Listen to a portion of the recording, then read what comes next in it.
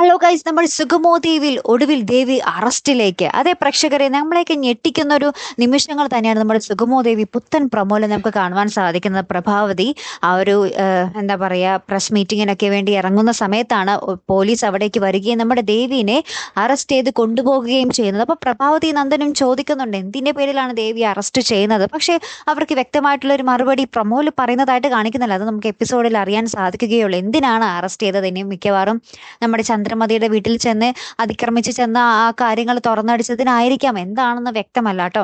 അപ്പൊ എന്തായാലും നമുക്ക് കാത്തിരുന്ന് തന്നെ കാണാം കേട്ടോ. ദേവി അറസ്റ്റിലാകുമ്പോൾ അവിടെ വീണ്ടും നമ്മുടെ ചന്ദ്രോത്ത് വീട് പ്രതിസന്ധിയിലേക്ക് ആവുകയാണ്. ഇത് എന്തൊരു ദുരന്തങ്ങളാണല്ലേ നമ്മുടെ ചന്ദ്രോത്ത് വീട്ടിൽ. ഇങ്ങനെ ഒരു ദുരന്തം നമ്മൾ ഇതേവരെ വേറൊരു പരമ്പരയിലും കണ്ടിട്ടില്ല കേട്ടോ. പുറകെ ഇങ്ങനെ ദുരന്തങ്ങളോട് ദുരന്തങ്ങൾ.